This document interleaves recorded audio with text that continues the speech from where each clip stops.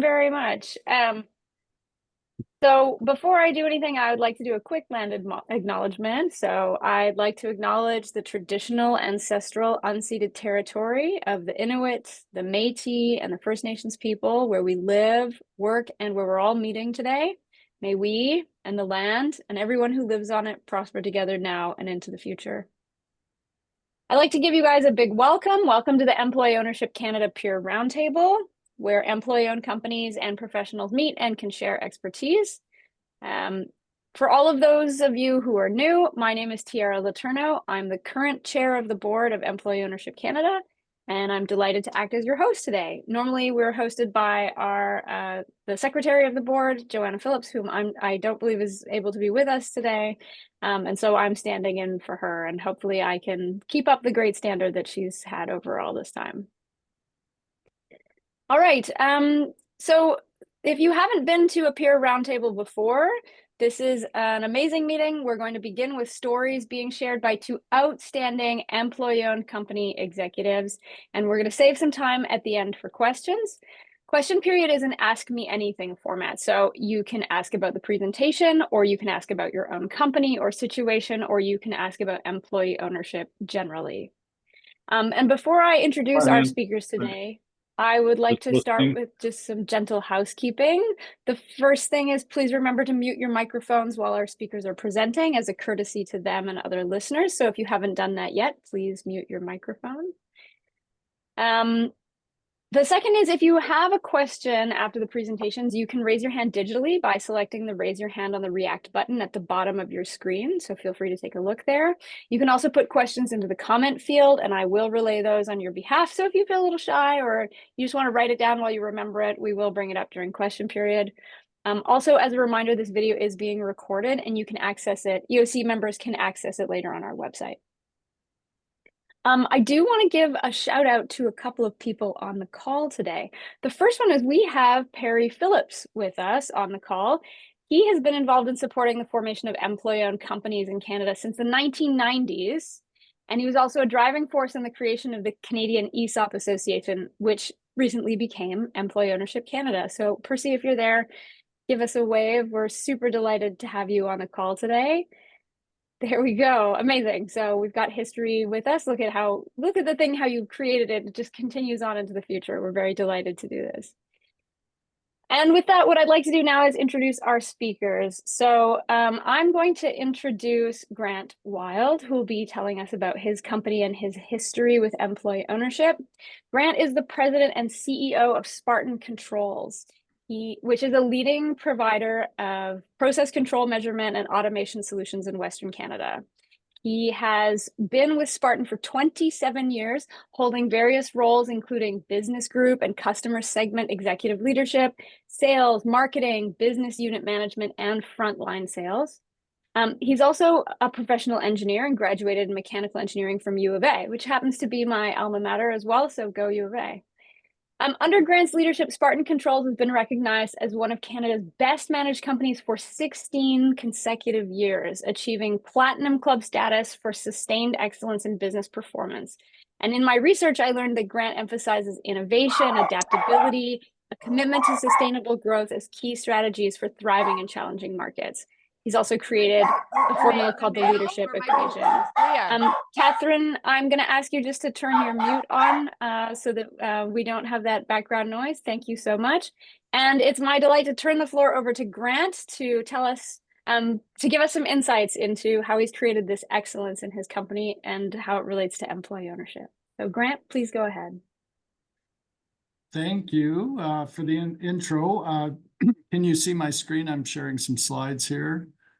Yes, we can see it. Thank you. Okay, just a little bit of a correction. I just recently stepped down as CEO in a planned succession, and that is part of our sustainability. I think we do a very good job of planned succession, and it'll be part of my story.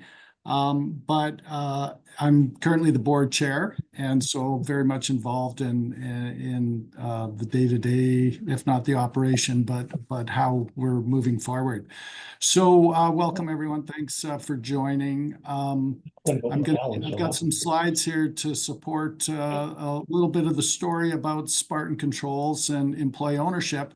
And I thought that a good place to start was the founding energy. And when you think about employee-owned companies, and especially ours, it actually, that founding energy, that spark that really kind of created us, dates back into the 1880s into a place called Marshalltown, Iowa. So a U.S. Kind of heartland of where they started to build things. The guy on the left there, Bill Fisher, had a harrowing day managing a pump for fighting a fire on Main Street, Marshalltown, Iowa. And that 24 hours as an 18-year-old, that adversity and kind of informed his future in a big way, because he was a bit of a mechanic, a bit of an inventor, tinkered with bicycles, and he ended up creating that device that you see there, the Type 1 pump governor, so that you could have automatic control, back pressure on that pump, and not have to, operate this thing for, in his case, 24 hours. He was out doing that. His initial energy, he put it into quality people, quality products, quality profits. That's how he kind of organized the thought process way back when. And that plus this idea, the next generation, his son Jasper, feeling that from the middle of Marshalltown, Iowa, you couldn't connect with customers. You needed to be out local with your customers. That actually was the spark that created Spartan Controls in 1963. And those are the three fellows on the right.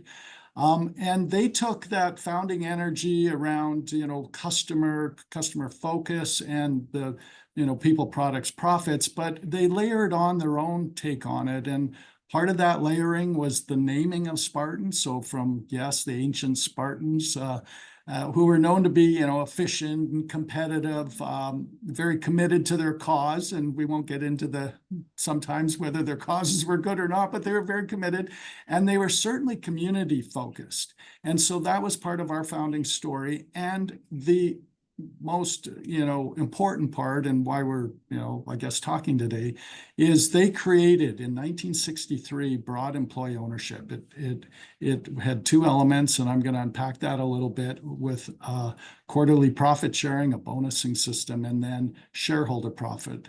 And they were passionate about that. The founders felt like you should reward the people that were in the trenches making it happen, and that carried us to today. So the company today is a much broader, probably around 1,500 people today, with industrial automation as our core. And so you think about your modern world around you, whether you're the heat coming, the natural gas to your house to heat your house, or electricity to your appliances, fresh water to your home, fertilizer to our fields, the just magnitude of products that come from mine products or mining operations, or from chemical plants. Just this whole modern world comes from heavy industry in Western Canada, about 700 large facilities that produce just the amazing resources that we have in Canada. And so we are very much involved in a lot of different industrial process industries, and you can see them there. And on the outskirts of your major centers, you're going to see some pretty messy, sometimes looking plants, pretty complex looking facilities. And at the heart of that, you have a control technology, computer systems running it. So no longer does the, Bill Fisher of 1880 have to manually operate a valve. It's controlled automatically. And so these large sophisticated processes have a lot of different things going on. And so that little green valve in the lower left-hand corner is where we got our start, but we've become quite a broad industrial automation company, including applying machine learning, AI technologies at the highest level. and working with a lot of data, because these facilities, to make them safe and operate reliably, there's a lot of data. So now that's kind of the backgrounder, the employee ownership, story. Though my question for all of you is, why is it so uncommon? And what problems are we trying to solve? And certainly in the news in the last while, you would see this stat, just the tremendous gap between us and the U.S. on GDP per capita. That's part of the story. When you compare the two, it's about a 40% gap. Our 70-cent dollar tells you a little bit about that.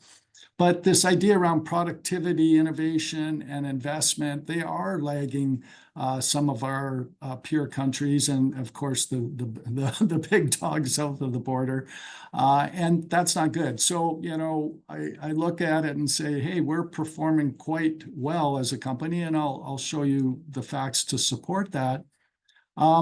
So why wouldn't there be more employee-owned companies? Because our story is not new. It's 60 years old and actually has an anchor in a story of, as I've showed, 150 years ago. So why is that? Well, part of my premise would be we share the profits broadly with our employee base. That, it doesn't just flow to the top.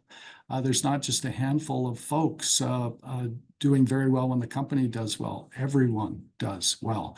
It certainly takes long-term thinking, and in today's markets, I would say that the temptation or the possibility is for short-term thinking, especially if you're in the public markets. It's quarter over quarter. Sometimes it's month over month.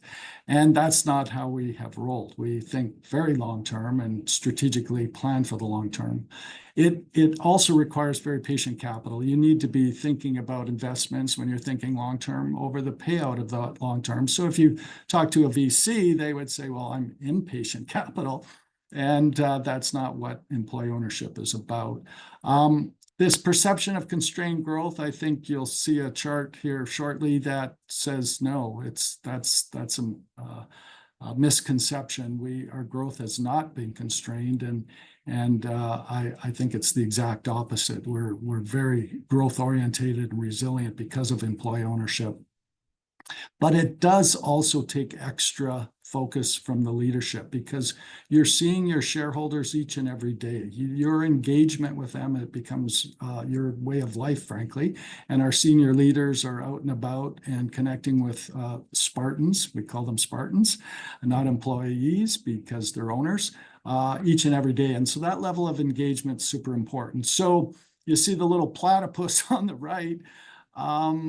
It's difficult, though, still to find companies like ours, even though in some version this story has been told for decades, literally. And frankly, I've been a little more vocal about it in the last few years, thanks to the employee ownership kind of initiative for Canada, because we've also lagged the US and the UK in the approach to it. And I think there's obviously been some progress there.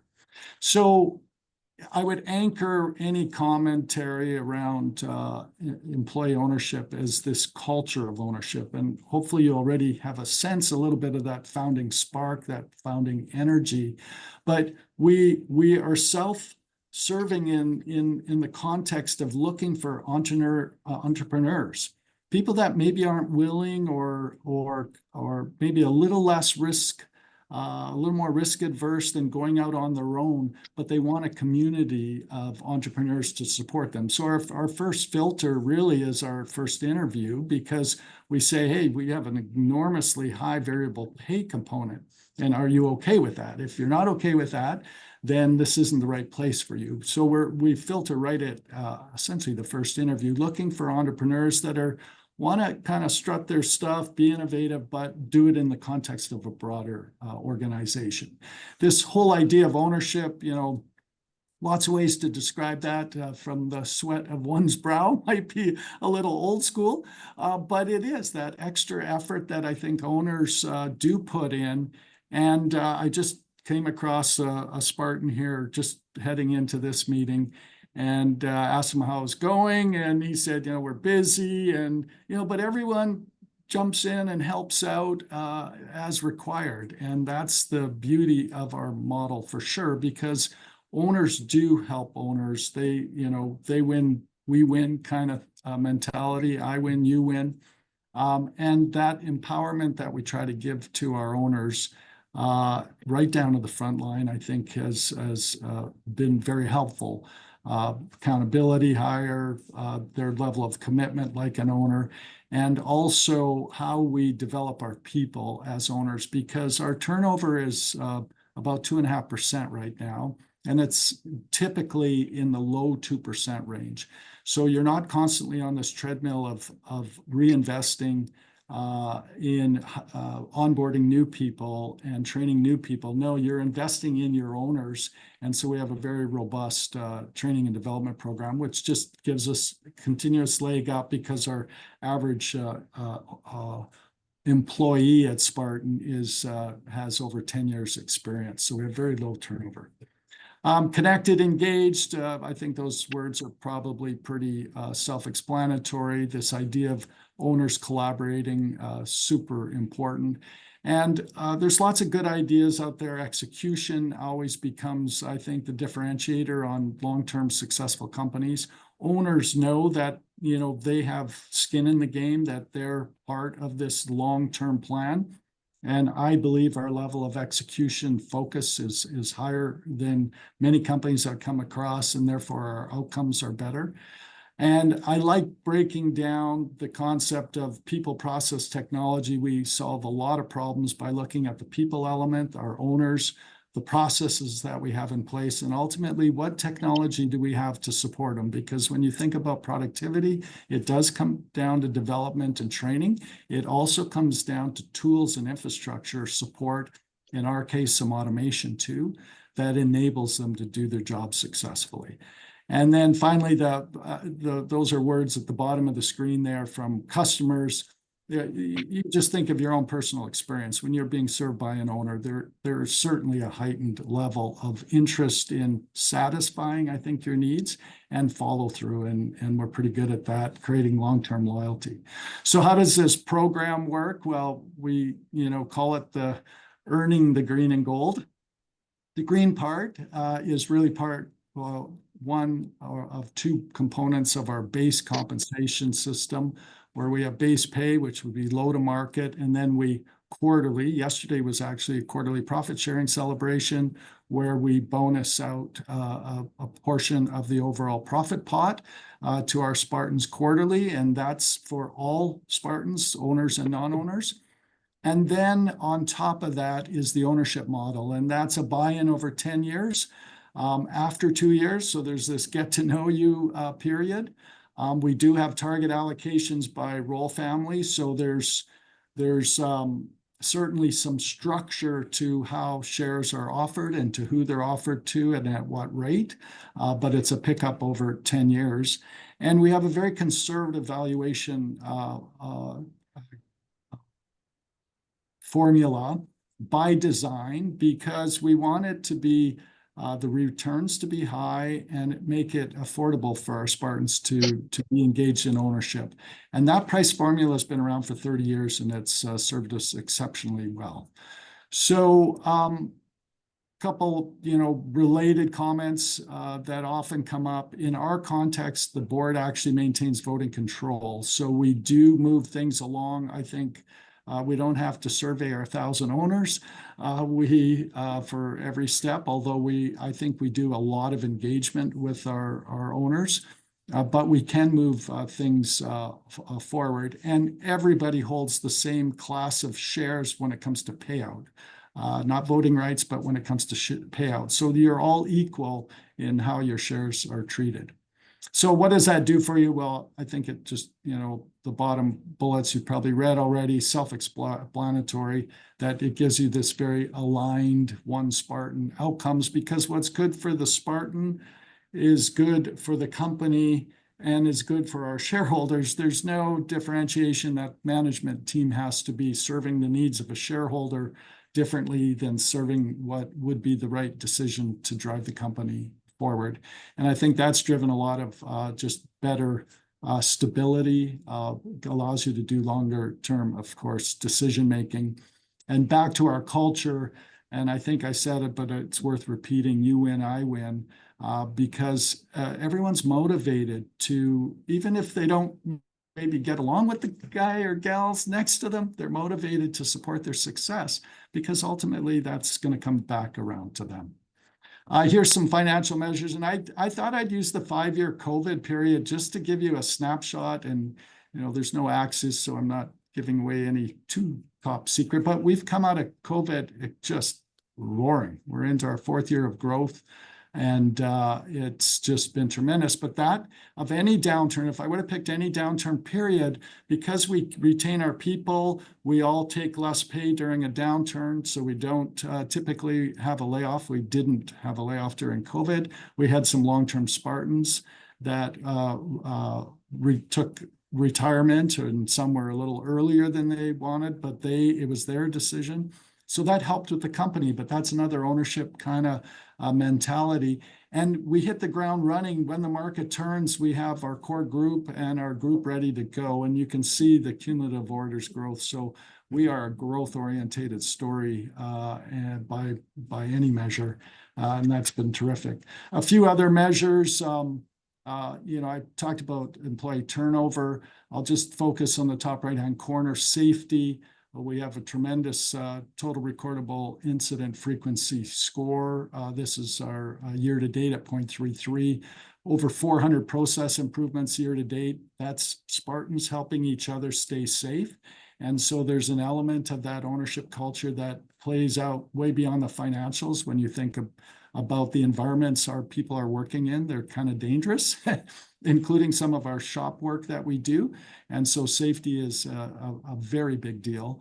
Innovation, we've got actually more focus on our patenting things and our IP, more focus now than we historically would have had.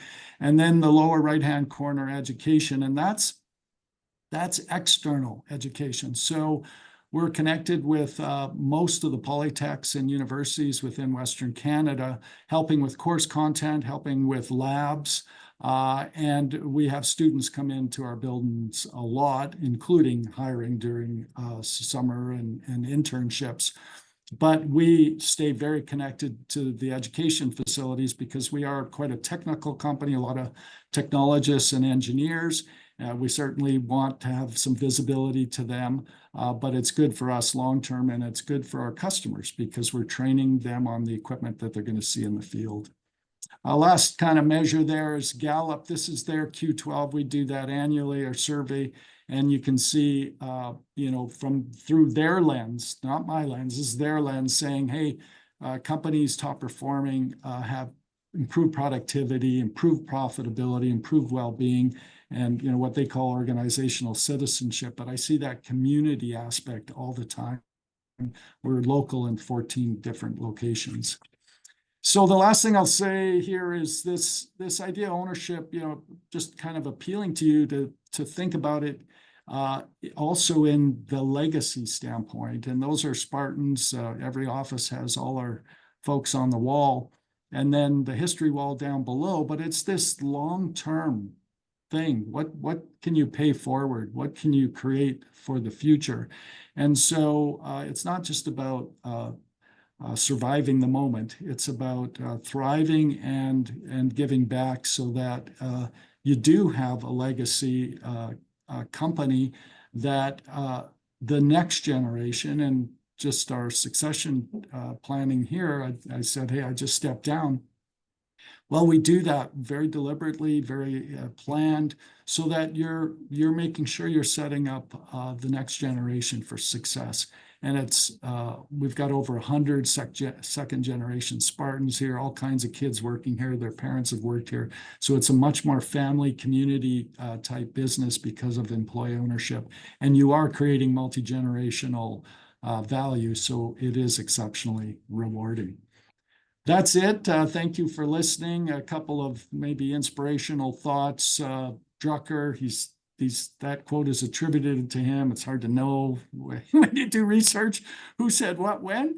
But I'm also an Einstein fan, and I think you mentioned the leadership equation. I anchored in a few quirky, nerdy engineering kind of ways to describe leadership, and these are two Einstein quotes that I thought were very applicable for today's conversation. Thanks very much.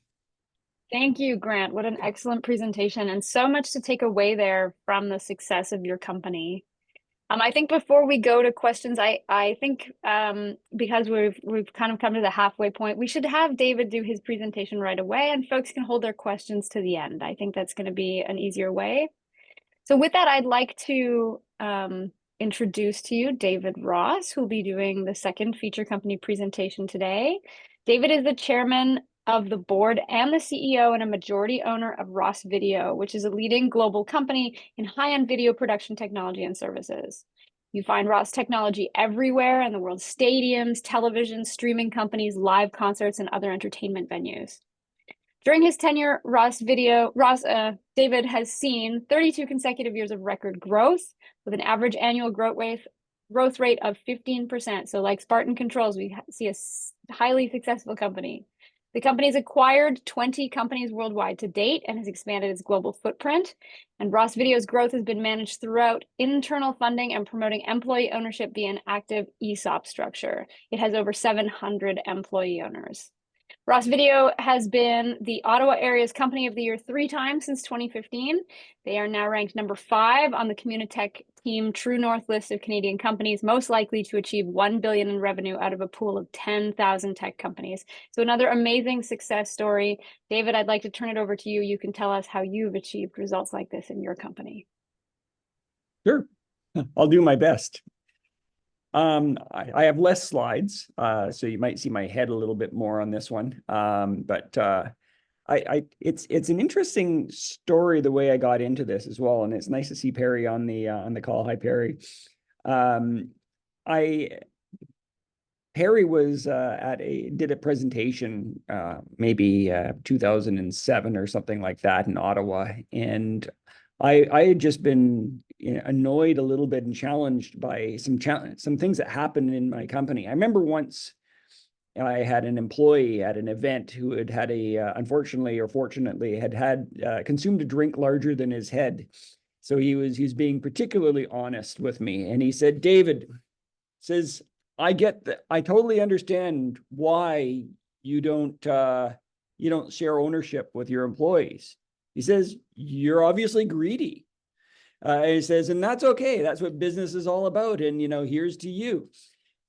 And that really hurt, actually. And it really stuck me. And the reality was, it wasn't that I was greedy, is that I didn't want to let anybody down. I knew that there was no path to liquidity that I had any plans for when I was, growing Ross Video. So all I'd be doing is taking their money, and maybe for 30, 40, 50 years, who knew what was going to happen next. And then Perry gave this presentation. I suddenly realized that you didn't have to be owned or public to be able to share your shares and ownership between employees, and it could be an arm's length transaction that you could facilitate, and it blew my mind. So I think it was perfect as well, because I was trying to figure out what the next big thing was going to be in our company, and we got so many product lines and things like that I couldn't come up with anything other than a financial metric that was what we're going to rally around. Because I'd read Good to Great, and of course one of the major things in Good to Great in that famous business book was the BHAG, the big hairy audacious goal. And at the time, I had this idea of, we're going to take the company from 46 million, where it was at the time, to over 100 million in 5 years and increase profitability. And how was I supposed to get people to rally around me when I got the guy with the drink bigger in his head saying, "Here's to you, Dave, we're all working for your profitability." And I really am a team player. I wanted to get everybody to work with me and celebrate these successes. So being able to have everybody give the opportunity for people who thought like that to be owners in the company, it empowered me to create a BHAG that was a financial metric that in the end, everybody could rally around. So I launched this BHAG, and it's interesting because at the time I'd never even considered buying a company when we did it. I had no really strong plan about how I was going to get there, other than the fact that we've been growing a lot in the past, and we want to just continue along that path. And launching the BHAG really made a difference. And then all of a sudden, everybody's starting to talk about how we're doing. What are our financial metrics? How are we going to achieve this goal? You know, are we going to do it profitably? And we're an open book management company as well. So we'd show them the profits and the margins, and we're already doing that, which made it really great as an ESOP company, because all of a sudden people start to get more and more involved in those numbers and caring about them, knowing what they mean. Fast forward to today, and like we said in the intro, we've got 1,400 employees. 700 of them are shareholders. And so if you interact with somebody at Ross Video, probably a lot like Spartan Controls in some ways, you got a 50-50 chance of talking to an owner. And it really does have a profound impact on culture as well, I think, just like Spartan Controls. Again, I looked at all those little comments about, you know, how great it is to work with. That could have been Ross, the same sort of thing. I once had one of the most backhanded compliments ever at a trade show. You know, another company came and said, "So David, I have the pleasure, in quotation marks, of working with many of the companies in our industry. And we often work with their R&D and their sales and marketing and their solutions staff and things like that. And it doesn't take very long to find out where the idiots are." And he says, "Your company is totally different than everybody else in the industry. I've been working with you for years. I've yet to find the idiots." He's like, "What's your secret?" And I think employee ownership may well be one of those things. It is, you know, you start creating a really strong culture that self-selects out the people who are not aligned with, you know, the success of the company, which really is the success of the customer. And as my sister used to say, you know, making sure that the spears in your company are pointed outwards instead of inwards. So when we designed the program, and maybe I'm getting closer to putting up a slide, we'll see. Perry said something that I thought was really insightful and terrifying all at the same time. He said, "You want to be able to create a share value formula that your employees can figure out in the shower." Do you remember saying that, Perry? and so one of the things that was really interesting, that again, it was really shocking, was coming up with the idea of it's not just all about KPIs and financial metrics the way that a valuator would look at it. It was about, can you come up with a formula that defines the value of your company that aligns with your strategic strategy, with your strategic objectives? And one of the things, you know, my dad used to say from years ago was growth with stability. You know, you can grow, but you got to have profits to do that. And the idea of, oh my God, this old-fashioned concept of bootstrapping your company, and instead of getting a ton of investors to fund your growth, getting customers to fund your growth.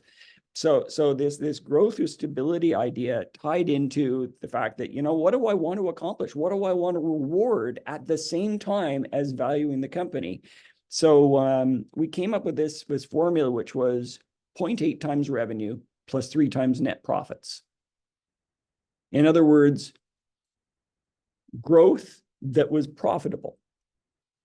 And so those years, and it was really neat, the fact that the two of them went together, because those years where you're growing a lot and your profits are down, you want to celebrate that, but not too much. So if you have a negative profit, you start to say, well, you're growing too much, not profitably. And other times you have these big profit years, but maybe your growth wasn't great. And you kind of want to celebrate the big profits, but say, you know what? We're a growing company. That's part of our DNA. And we want to also pull back the valuation a little bit because you didn't grow at the same time. And only when you do both of those simultaneously do you have a big jump in share price. And like in last year, for example, here we are all these years later, since 2009, when we launched the ESOP, we had a turnaround in profitability. We had a bad year the year before. We're still growing, and then we grew in profit. The share price went up by 30%. And that's a really great story for our 700 shareholders inside the company. Now, one of the things as well, which I thought was interesting back in the day, again, this is a Perry story. But maybe not a good one in this case, Perry. I think it was the impact of a lot of the companies, the way they were thinking about it is a lot of the share agreements and the way that things were valued were all about locking in employee money and making it hard to get out. At least that's the way it was in the first book. I think the second book might have been different. I didn't read the second book. And it was very much the owner of the company's mentality. And it was mostly just like, let's get some executives to give them some golden handcuffs so that their money is in the company.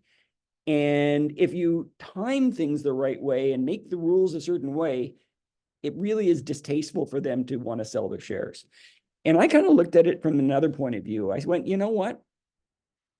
I want liquidity to be one of our prime ideas, not grow, not holding somebody else's money, which is a one-time thing. I want constant inflow of cash from everybody.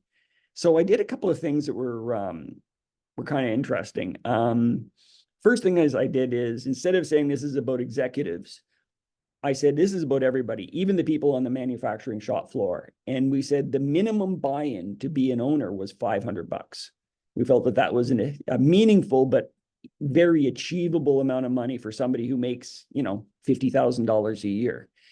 And that was, I think, a real key. And I think it was a bit different than a lot of companies as well, because a lot of people think, well, stock options are all for the guys that are going to make the big difference. But this isn't stock options. This is employee ownership. This is the guy who's working on the floor, caring about what they're doing in that particular moment, shareholder value. So I wanted to make sure that everybody could have an in.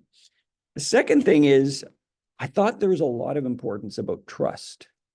And so, locking in people's money was the opposite of what I wanted to do. I wanted to be able to say, if you want to put in 10 grand or something like that, but then in 2 years, you might need to take that out to buy a car, to put your kid through college, to put a down payment on a house. I know it's the last little bit you need to put a down payment on a house, because you're not going to do that for 10 grand. But that's sort of an idea. It was, how do we create liquidity for everybody? And so we decided to treat a little bit more in the timing like the stock market. So when the results came out, that's when you sold, or that's when you bought. The timing was right on. So when we have our audited financials announced and approved by the board, it's only like a month later, and all of a sudden we have our mini market. And so I think the timing of that is good. There's another thing that we did, which was something called the high watermark. And I do have a slide on this, but I wonder if I can bring that up. Let's see, where's the share screen button again on this thing? I'm more of a Teams guy. There should be a green button at the bottom of your Zoom. Oh, there it is. That's why it's so different than everything else. So let's see. Yeah, okay, I'll share this one. Yeah, there is my PowerPoint, by the way. It is just to give you an idea, I think, a little bit of the growth of Ross Video, and the idea that we're not slowing down. And that's what 33 straight years of growth looks like. And in 2000, you can see over here, by the way, in 2009, there was a plateau. That was part of the reason as well that we decided to create an ESOP, was and also a BHAG, which was to grow over 100 million in 5 years. And it was because I was frustrated that we got into this low growth period, and I knew that we could be more like the company on the right. So you could sort of see that employee ownership resumed that resilience that was going on. By the way, in the ESOP, we didn't hit 100 million at the end of 5 years. We hit 112 million. So we exceeded expectations. There's a little graphic, by the way, of the idea of Perry talking about, imagining in the shower, and 0.8 times revenue plus 3 times net profit, which is all about profitable growth. But this is a slide I want to talk about, something called the high watermark. And this is something about creating liquidity that we did as well. I guess this is like the not the 100 level course, but maybe the 300 level course on ESOPs. But this go deep just for a second.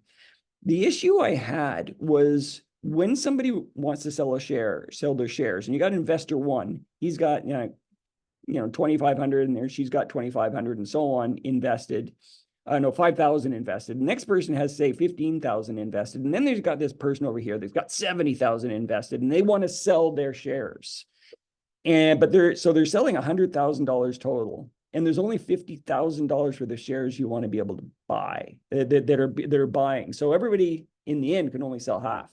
If you sell half, the interesting thing that happens is the 5K sellers, don't get to sell $2,500 of what they're doing. But the $70,000 seller, if it's half everywhere and you think it's fair, he gets 35 grand.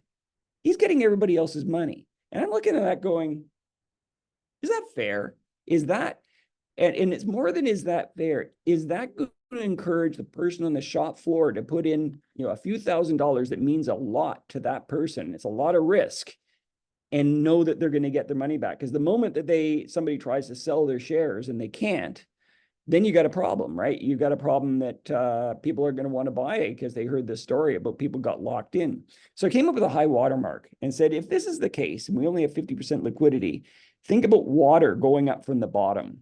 And you see instead the $5,000 seller gets everybody selling 5,000 across the board, including investor 4 and investor 5, the 15,000 and 30,000.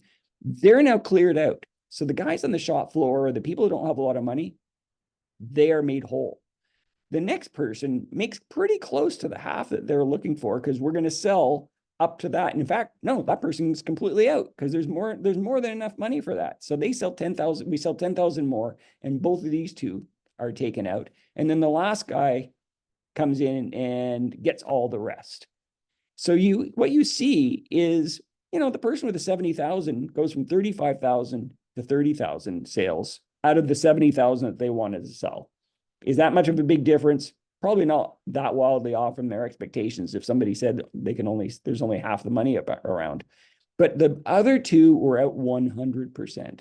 And I think that's really, really cool, because our goal was to maximize liquidity and not to capture money. So anyway, I'll stop my share on that one and you get to look at me again. But I thought that was sort of an interesting way of taking a look at this. The next thing that we did, by the way, is how do you incentivize your executive leadership team? And then also your VPs and, people at that height. And so for the first few years, the only way you could have ownership of Ross was to buy in to the stock. The second thing that happened, though, is eventually there's like, David, you need to start doing options. And it's like, okay. So we did put in options. There was a part of me that really hated it because you know what? Everybody else had to put down their cash. The person on the manufacturing floor puts in their cash, and all of a sudden, these executives get free ownership. And so, but the reality was we had to work in a competitive world for, to attract people. And another way of looking at it is it's not free. That's part of their compensation package. They're expected to work for that. And if they're not in the company, they're not going to get those shares either. And the company needs to grow. So fair enough. And they're also allowed, of course, to buy stock. And often you have both. Now, so when somebody wants to have liquidity at this point, they can, when their options vest, they can actually sell those shares into the ESOP, which is also really cool. And you go, well, ESOP, like how much is it really? And is there much money there? Well, for the past 2 years, just to give you some knowledge, we got 700 shareholders. We're about a $430 million company right now. Just put things in perspective. the amount of money that exchanged hands in our ESOP was $2.4 million. And it's like, okay, that's real money. That is like, there's a lot of entrepreneurs that would kill for $2.4 million of investment into their company. This is just the money that's flowing, that's being facilitated of people saying, I need to sell a house. I want to buy some. I just joined the company. I'm leaving the company. I'm out. I'm retiring. I want to help. That's the sort of flow that's happening. So it's really interesting to see the scale of the money that can flow, and that can actually help with the stock options as well. I think another side of what we do for our executive leadership team is I've actually been able to say, you've got a number of components to your pay package. One of them is your base pay. Next one is, we're going to put a sales incentive because we're all about growth, and we that's kind of our engine. But the next thing that I put in is, much to my CFO's horror, because it's like not the way it's normally done, is our share price incentive.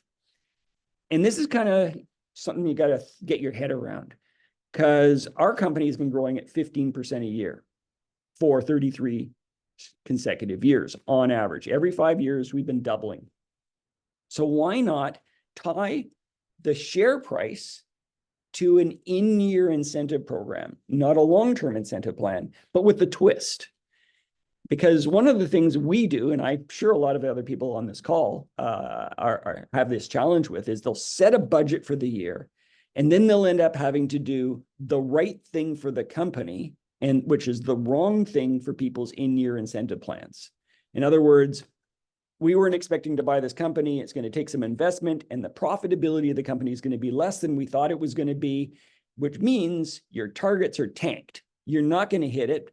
And we're asking the management team to work against their short-term interests for the long-term interests. But guess what happens? Next year, we set new targets. And then it goes on again and again and again, often missing the targets. And if they want to exceed those targets, sometimes they're working against the health of the company. So in our case, what I did is I said, I expect from day zero, the share price to go up 15% year over year. And if it only goes up by 5%, you're only going to get 30% of your bonus. But this year, for example, when it grew 30%, because we made all the right decisions earlier, maybe did some sacrifices, you're going to get a 200% bonus. And it's aligned with the share price, and it's aligned with the strategy of profitable growth for our company. So I sit there and I think I've got this triangulation of 3 different objectives going on in my company, at least. I've got the profitable growth, I've got the short-term, long-term objectives of the executives. It ties in with the stock options, the way that works, and making the right decisions. So I just threw that one in there, is that the ESOP can unlock some thinking about the way you reward your executives long and short term, which I thought was kind of a little unusual. And let's see, were there any other points beyond that? The only other thing that I'll say I did before, I actually in the middle of this, is I also added super voting shares. So that if we do eventually end up with liquidity that goes, or stocks that go up and options, and all of a sudden I don't want to lose control just yet. My name's still on the door. So having super voting shares gives me a lot more confidence that I'm happy to give away stock and not freak out about it. I'm sure I got some more, but that's probably most of what I wanted to talk about. And we need 10 minutes for Q&A. Well, thank you, David. That was amazing. So Grant and David, you've both presented companies that have built such strength, and obviously your employee ownership is central to that strength. We've got a couple of questions that have come up in the chat, but to anyone else who wants to ask questions of Grant or David, or just anything about employee ownership, because it is ask me anything session, feel free to use the react button at the bottom to raise your hand, and I'll call on folks in the order that they appear. I'll start though with Bob's question that he put into the chat. This is for both Grant and David. So he said, great stories, Grant and David. Did either of you consider allowing employee shareholders to borrow against their share equity as an alternative to selling their shares? I'll jump in there. No, not so far. I think I'm not an expert, I'm not a CFO in that area, but I think there's what you say your share price is worth, and then there's what the bank or somebody else may say the share price is worth. So it's harder to, I think, backstop that. And if and there is you try not to let too much of the company's money go out if we're the ones that's actually lending the money. I know, but you, Grant. Yeah, we, because you buy in over a long period of time, we have comfort agreements with a couple of major banks always.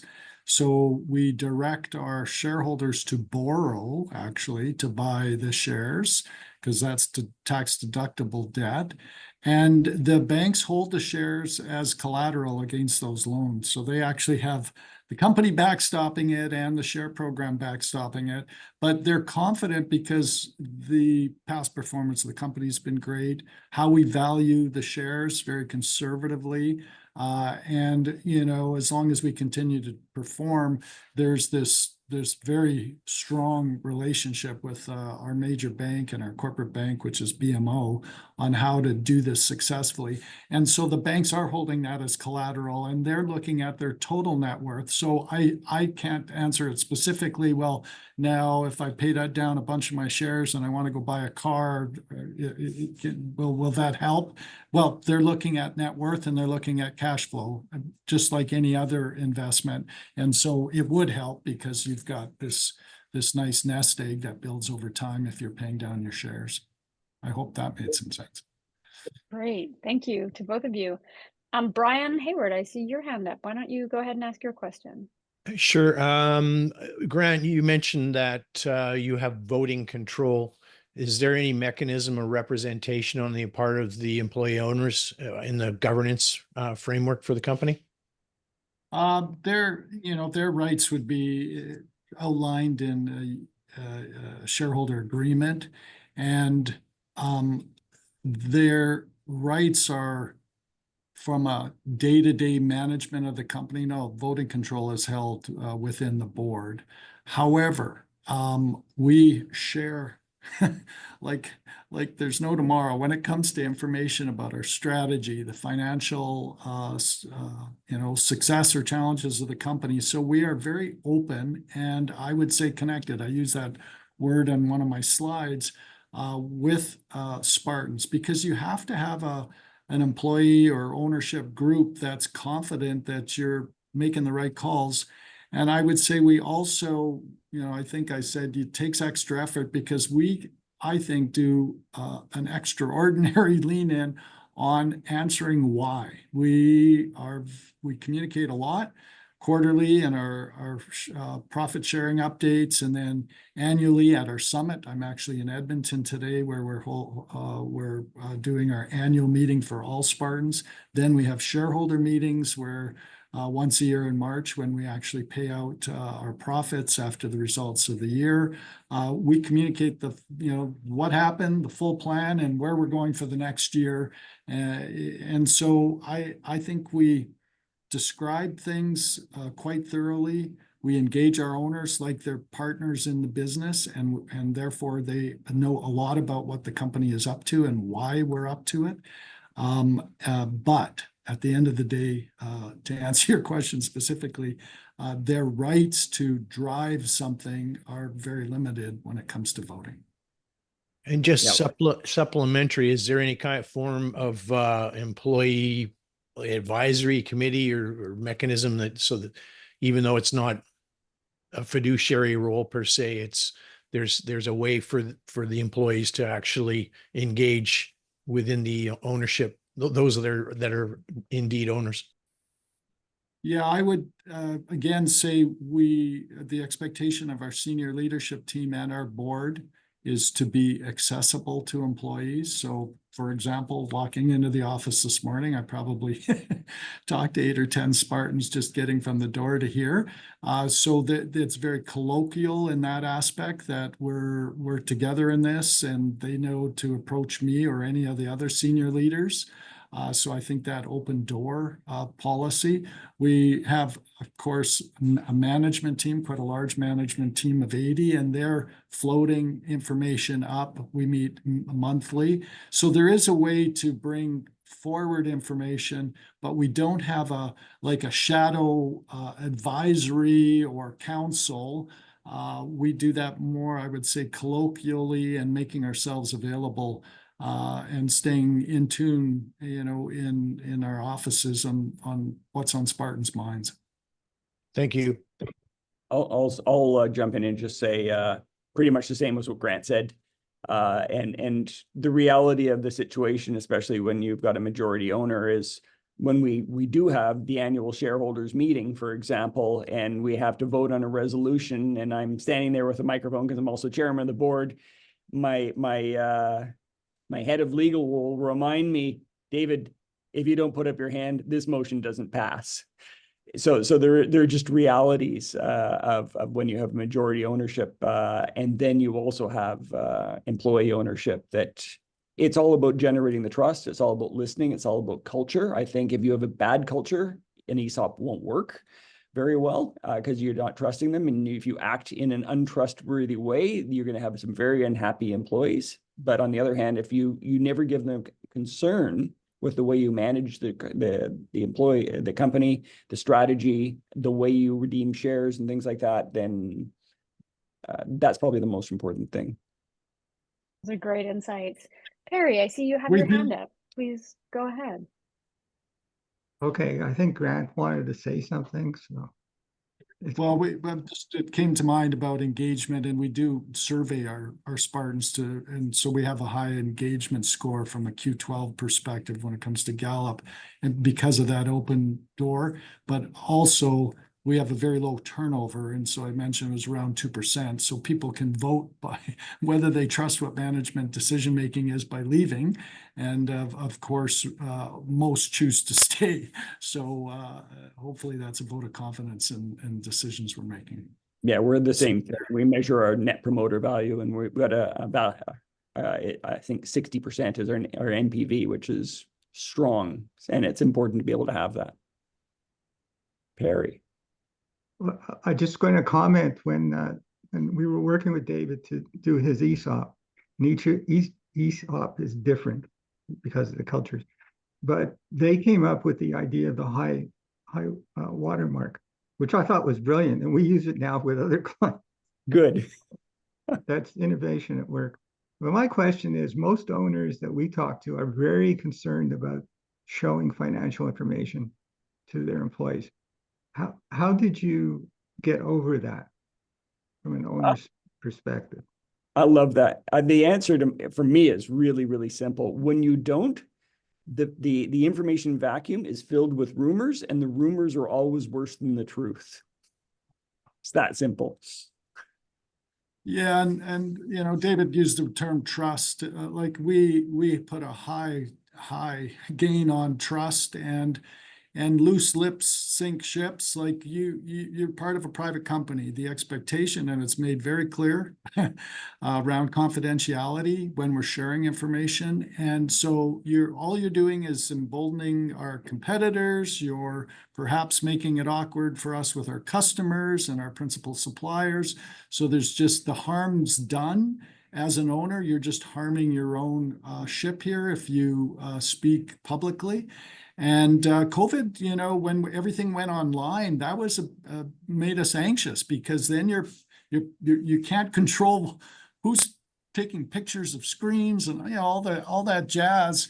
And I think we've moved on. We didn't have any kind of crazy things happen.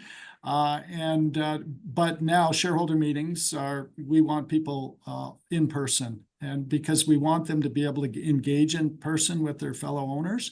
So in March, there's no online version. You have to be in a Spartan office to participate in a shareholder meeting.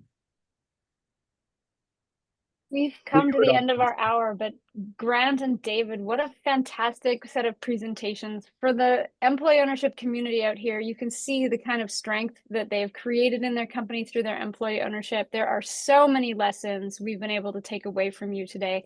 Thank you, both of you, for your time and investing in this community's learning and education. For everyone else on here, this webinar and past webinars are available on the EOC website for members. And if you don't currently have a membership, you can get a 3-month trial for free. So go to the website to sign up for that, please. For any of you looking for information about the new employee ownership trusts, the EOC has just launched a new EOT learning website, and that's at employee-ownership.ca. So you can go to employee-ownership.ca to learn about that new legislation. And everyone, please follow us on LinkedIn, because we're trying to help businesses and professionals stay on top of the latest developments in the employee ownership world. With that, a big thank you again to our 2 speakers and to everyone for coming out. Thanks so much and have a great day. Thank you. Thanks for having us. Thanks for the offer, the honor.